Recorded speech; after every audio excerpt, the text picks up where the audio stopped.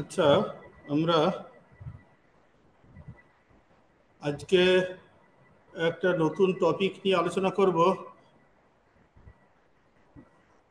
তার আগে আমি একটু শেয়ার করি স্ক্রিনটাকে।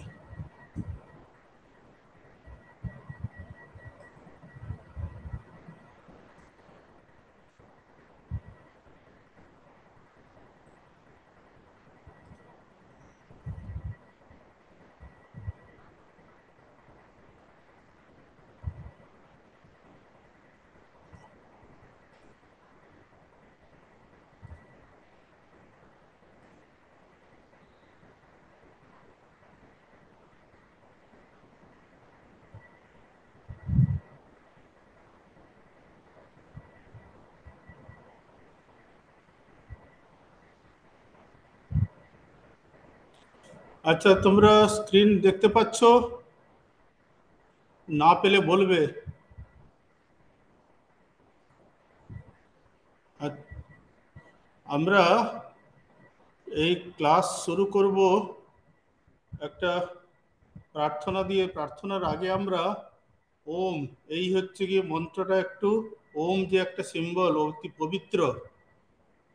আমাদের ভারতীয় শাস্ত্রে বলা হচ্ছে যে ওম শব্দ, এই এটা হলো কি ঈশ্বর পদবাচ্য, বা হচ্ছে সেই যে বলতে পারো জগতের যে সর্বশক্তিমান ঈশ্বর আছে, বা যে যারা ঈশ্বরে বিশ্বাস করো না তাদের ক্ষেত্রে হচ্ছে কিছু ওম ভাবতে পারো যে জগতের যা কিছু সৃষ্টির আধার, যার থেকে জগৎ সৃষ্টি হয়েছে, সেই জগৎ সৃষ্টির যে শক্তি, মূল শক্তিকে আমরা ওম চিহ্ন দ্বারা সিম্বল আমরা প্রকাশ করি। তোমরা কখনো বেলুড় মঠ এসেছো? অনেকে হয়তো এসেছে, অনেকে আসেনি। এই দেখো, এটা হচ্ছে কি বেলুড় মঠের মূল মন্দির। এটা ঠাকুর শ্রী রামকৃষ্ণ দেবের হচ্ছে কি মূল মন্দির বেলুড় মঠ। যদি কখনো আসো দেখতে পাবে। আর সেই বেলুড় মঠে এই দেখো ঠাকুর শ্রী রামকৃষ্ণ দেবের বিগ্রহ। আর তারপরে সেই বেলুড় মঠের মধ্যে অনেকগুলো মন্দির আছে। একটা মন্দির হলো স্বামী বিবেকানন্দের হচ্ছে কি মন্দির। গঙ্গার পাড়ে তিনটে মন্দির আছে। একটা শ্রীশ্রীমা সারদা দেবীর মন্দির, স্বামী ব্রহ্মানন্দজির মন্দির, আর একটা স্বামী বিবেকানন্দের মন্দির। যারা এসেছো তারা হয়তো দেখতে পাবে। এটা হলো স্বামী বিবেকানন্দের মন্দির গঙ্গার ঘাটে। এখানে দোতলা মন্দির। এই নিচের এই এইখানে মানে স্বামীজির মন্দিরে এইটা হলো এই গ্রাউন্ড, আন্ডারগ্রাউন্ডে হচ্ছে কি স্বামীজির মন্দিরটা আছে, এটা বেসমেন্টে বলতে পারো। আর এইটা হলো ফার্স্ট ফ্লোর। ফার্স্ট ফ্লোরে আছে ওম বলে হচ্ছে যে মন্দির, ওম টেম্পল বলা হয়। সেই ওম টেম্পলটা কি দেখাচ্ছি, দাঁড়া, এখানে কি আছে? এখানে হয়তো নেই। এই দেখো তিনটে মন্দির বলেছিলাম না, এইটা হলো বেলুড় মঠের গঙ্গা থেকে ছবি। এটা হলো বেলুড় মঠের মূল মন্দিরটা। আর এটা হলো ব্রহ্মানন্দজি মহারাজের মন্দির, শ্রীমা সারদা দেবীর মন্দির। আর বাঁ দিকেরটা এটা হচ্ছে এই যে দোতলা যে মন্দিরটা দেখতে পাচ্ছ, এটা হলো স্বামীজির মন্দির। সেই স্বামী, এইটা হলো এই স্বামীজির এটা হলো ব্রহ্মানন্দজির মন্দির। আর সেই স্বামীজির মন্দিরে, এই স্বামীজির যে মন্দির দেখালাম, এই মন্দিরের এই দোতলাতে ওম ওম টেম্পল আছে, ওম মন্দির আছে। সেই ওম মন্দিরের দেখো হচ্ছে ওম টেম্পল বলা হয় মন্দির। সেই ওম টেম্পলে দেখো একটা ওই কলস আছে, কলসের উপরে একটা হচ্ছে গিয়ে পদ্ম আছে, পদ্মের উপরে দেখো একটা ওম একটা সিম্বল একটা আছে। ওর ও লিখে তার মাথায় একটা চন্দ্রবিন্দু দেওয়া আছে। আমি সেটা নিচে হচ্ছে গিয়ে এই এই যে লিখেছি ওম, ওম লিখেছি। এই ওম মন্দির হলো, এটা হলো ঈশ্বরকে আমরা যারা এই ঈশ্বরের হচ্ছে কি মূর্তি পূজায় বিশ্বাস করে না, তারাও হচ্ছে কি ওমের উপাসনা করতে পারে।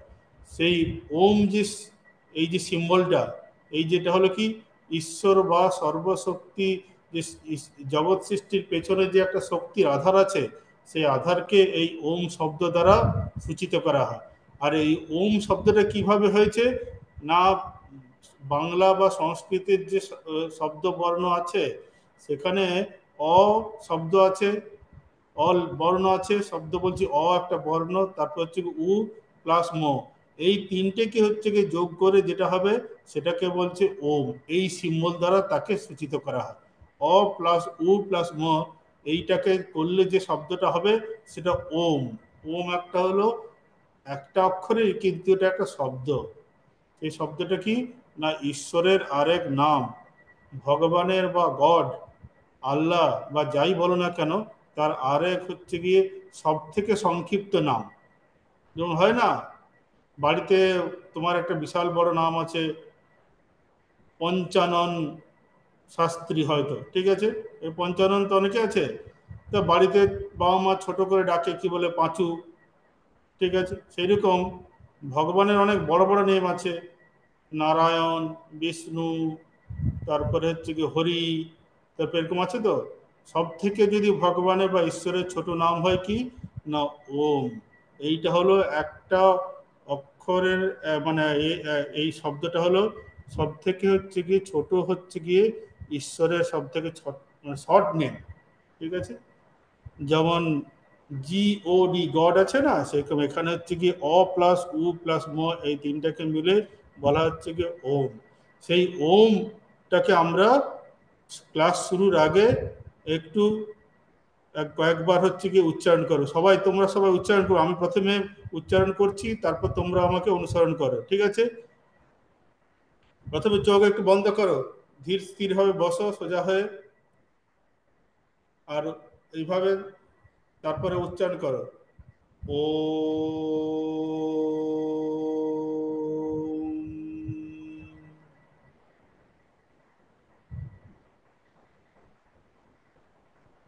ও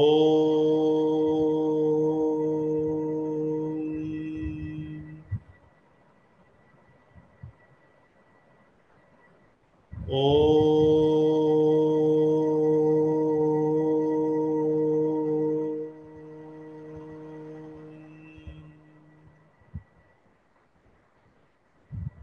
যখন পড়তে বসবে, পড়ার আগে মনটাকে একটু হচ্ছে কি শান্ত করার দরকার, কারণ মনটা তো হচ্ছে কি চারিদিকে ছড়িয়ে ছিটিয়ে থাকছে।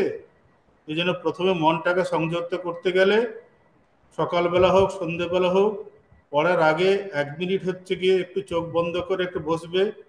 বসে হচ্ছে গিয়ে এই এই যে এই যে চিহ্নটা আছে, এই যে মন্দিরে এই যে ছবিটাকে মনের মধ্যে হচ্ছে গেঁথে নিতে পারো। তারপরে বাড়িতে গিয়ে যখন হচ্ছে কি পড়া শুরু করবে, এটা হচ্ছে কি চিন্তা করবে যে আকারটা কেমন আছে, কলসির উপর বসানো আছে, তারপর এখানে পদ্ম ফুল দেওয়া আছে, তারপরে এই আকারটা হচ্ছে কি চন্দ্রবিন্দু আছে, এইটা ভাববে। ভাবার পর 1 মিনিট, তারপর হচ্ছে কি 3 বার 5 বার বা হচ্ছে কি 10 বার এরকম ওম উচ্চারণ করবে আস্তে আস্তে করে। ওম এরকম করে হচ্ছে করবে না, ওম এরকম করে 10 বার এরকম উচ্চারণ করবে না, ধীরে ধীরে ধীরে ধীরে হচ্ছে গিয়ে উচ্চারণ করবে। করে হচ্ছে কি তারপরে 2 মিনিট করার পর পড়াশোনা শুরু করবে। এবারে আসো পরেরগুলো আমরা, এটা প্রথমে 3 বার আমরা করলাম, তারপরে আমরা আমাদের যে প্রত্যেক দিনের যে প্রার্থনা, সেটা আমরা হচ্ছে একবার পড়ে নিই আবার। সর্বে ভবন্তু সুখিনঃ, সর্বে সন্তু নিরাময়াঃ, সর্বে ভদ্রাণি পশ্যন্তু, মা কশ্চিৎ দুঃখ ভাগ ভবেৎ। ওম শান্তি শান্তি শান্তি। এটা কি করলাম আমরা, সকলের যাতে সুখে থাকে, আনন্দে থাকে, কারোর যেন কখনো দুঃখ কষ্ট না হয়, সবাইয়ের জন্য আমরা প্রার্থনা করলাম। তারপরে আমরা কি করছি, এবার নিজের জন্য প্রার্থনা করছি। অসতো মা সদ্গময়, তমসো মা জ্যোতির্গময়, মৃত্যুর মাম অমৃতম গময়। ওম শান্তি শান্তি শান্তি। কি বলছি না, আমাকে অসৎ থেকে সতের দিকে নিয়ে চলো, তমস থেকে মানে অন্ধকার থেকে আলোর পথে নিয়ে চলো, এবং মৃত্যু থেকে অমৃতের পথে আমাকে নিয়ে চলো, সেই ঈশ্বরের কাছে প্রার্থনা করছি। তারপরে আমাদের এখন ক্লাস শুরু হচ্ছে।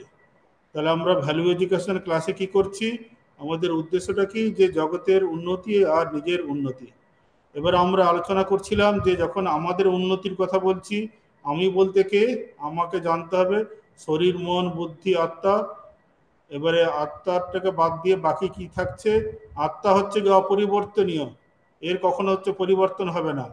শরীর মন বুদ্ধির পরিবর্তন সর্বদা হবে, কিন্তু আত্মা হচ্ছে গিয়ে অপরি অপরিণামী, যার কোনো হচ্ছে কি পরিবর্তন হয় না, যার কোনো হচ্ছে কি জন্ম নেই, যার কোনো মৃত্যু নেই, যার হচ্ছে কোনো বৃদ্ধিও হবে না, কোনো কিছু নেই, এইরকম হচ্ছে কি একটা সত্তা আছে আমাদের মধ্যে, তাকে বলা হয় আত্মা।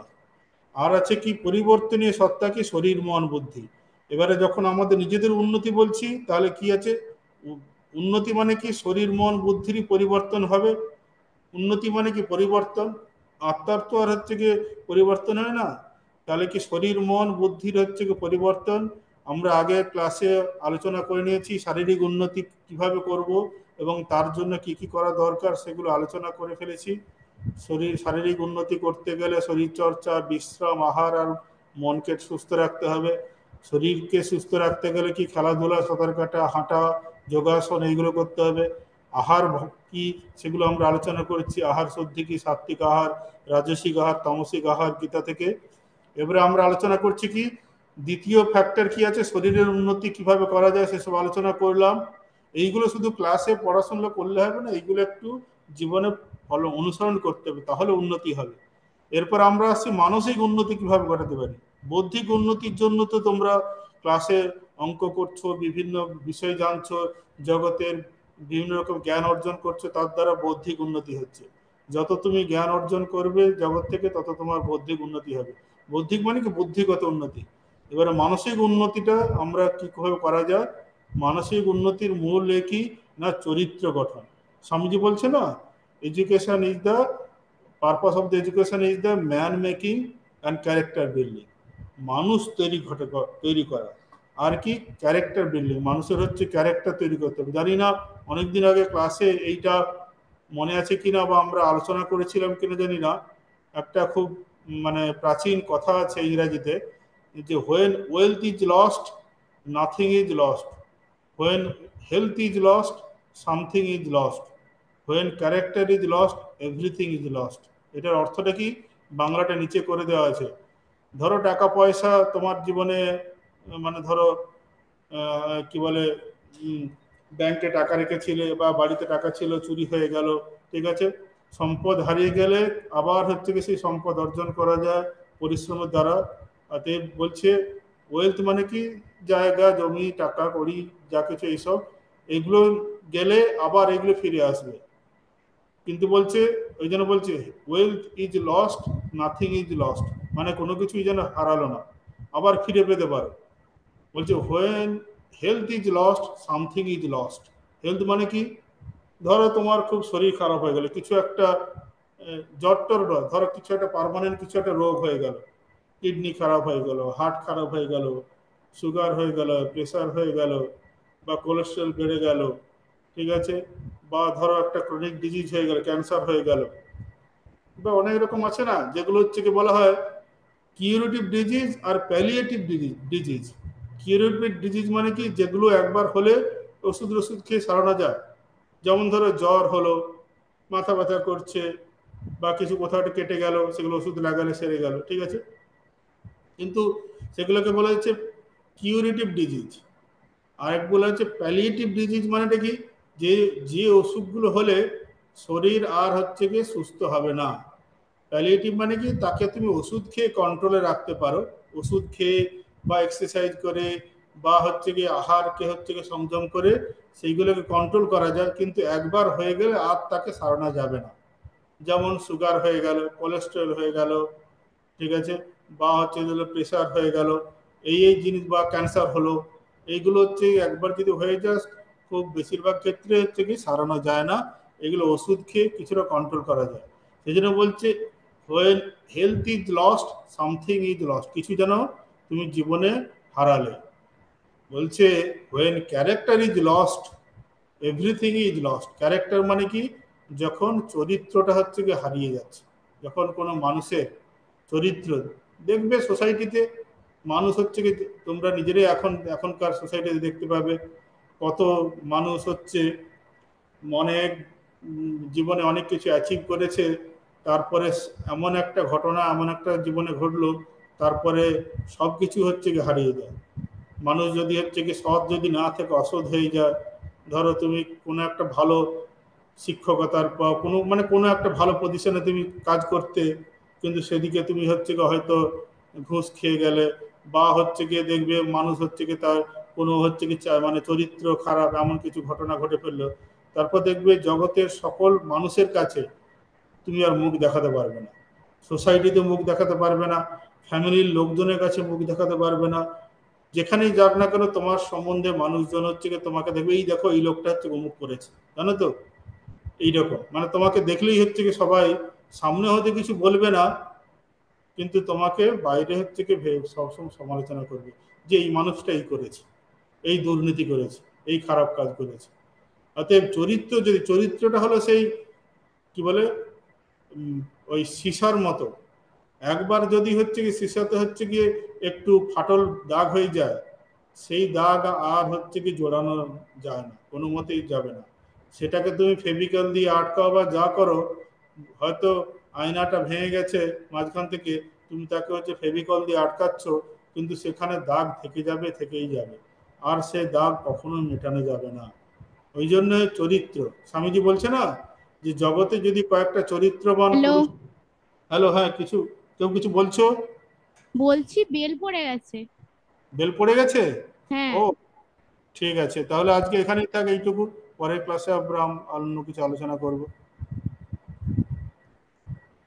ओम शांति शांति शांति। हरि ओम तत्सत। श्री रामकृष्णार्पणमस्तु।